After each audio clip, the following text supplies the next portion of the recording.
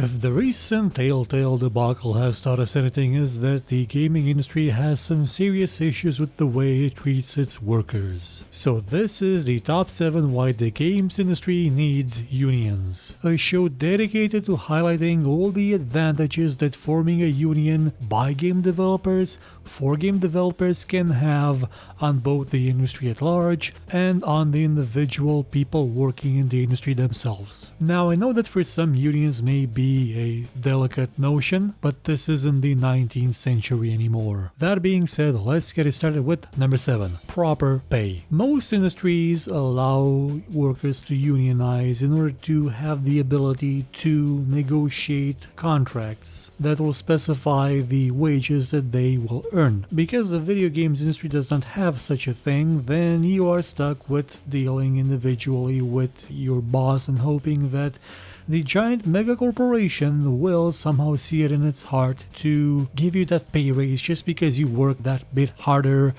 and probably won't. Truthfully, the gaming industry has a bit of an issue with payments, where you would sometimes see that when a studio goes through hard times, they will not actually pay the people working there. This happens very often, but it's understandable. I mean, there is no money, yet the people still work in the hope that they will finish a project and then make money. Only when that happens, the head honchos will sometimes get it into their heads that it's okay to not give people the money they are owed for the time they spent working for free. Ask the people at Obsidian about that. With a union, you could have a collective contract, one that is enforceable by the union, so that studios that have the tendency to not, pay people for the work they do can get blacklisted and shut down like they deserve to. Number 6, proper working conditions. Now, one of the things that you're not usually paid for when you work in the games industry is overtime, and yet you are expected to sometimes slave around 100 hours a week just to finish a project. You will be dead by the end of the project. You will feel like you will die. You will feel like your head will explode, like your jaw is falling to the floor whenever you yawn,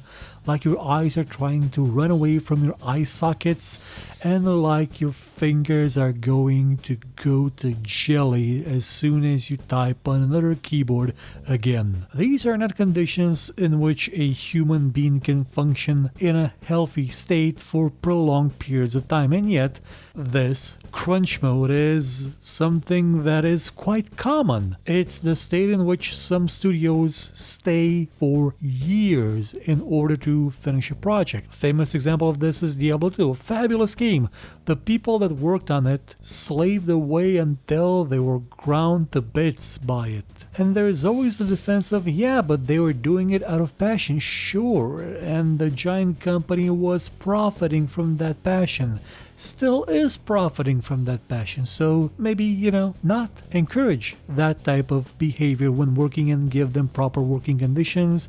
Maybe extend deadlines to something that is feasible. Maybe not have a dungeon where people are whipped if they don't work 100 hours a week. Looking at you, EA, you still have them. You still do. Now, I'm not saying that they do have them. That would be, what's the word for when you lie about something for comedic effect? News, yeah. Number 5, not being fired right after a game is done. Video games are made in cycles. When one is complete, another one is already well within development because the people that worked on the initial aspects of the first game have already started on the initial aspects of the second game, and as other people finish their work on the first project, they move on to the second project. There's a flow. It's like an assembly line, if you will. That explains the Assassin's Creed and FIFA series and Call of Duties, though, so it's maybe not the best example. But, the idea is that sometimes most of the people working on a game will actually get fired the moment their work there is done. In order to save money and get a brand spanking new gold-plated jet, some studios,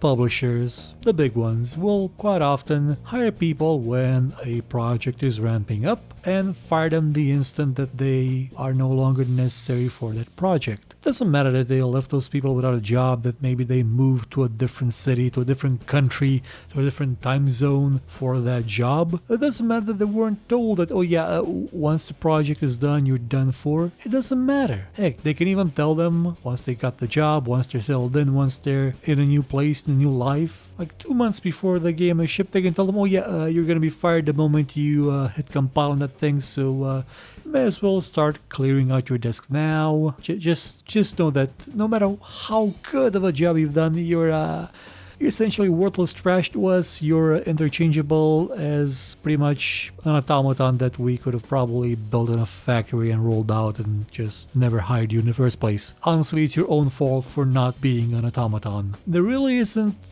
a lot of that going on in most other industries. Yeah, there are cutbacks, people sometimes get fired, but you don't really see, I don't know, an automaker fire everybody just because, oh yeah, oh well, we finished making this car, everybody's fired, we're gonna hire somebody else to do the next car. No, you already have the people, you have the talent, you just have a company that's run by people who think a bit forward, you know, we have this, what are we gonna do next? What are these people gonna do next? How are we gonna pay them? Do we really need 3 gold-plated jets? A union may be useful in solving such an issue. Number 4, getting royalties. This is something that game developers don't have. Everybody else has them. I, as a writer, were I to ever actually get all of them published, would get royalties for the book if it is sold. I get royalties if somebody licenses it. But a game developer? No, there is no such thing as royalties for code, for in-game art assets, for in-game sounds, for design. It doesn't exist. Should it exist? Well, it may turn out to make games a bit more expensive in the long run, and when you're dealing with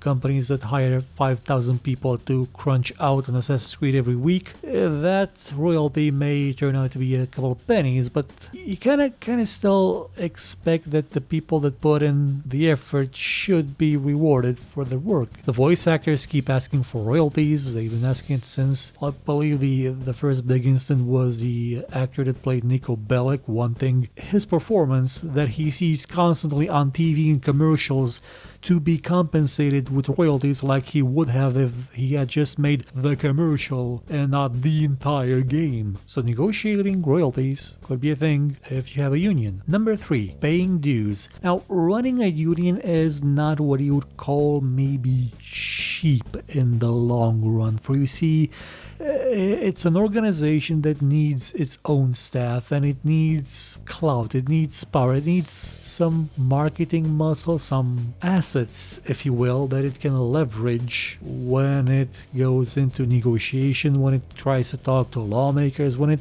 tries to achieve its goal. And for that, it needs money. And that money won't come from the games industry because the games industry would be very much against a union.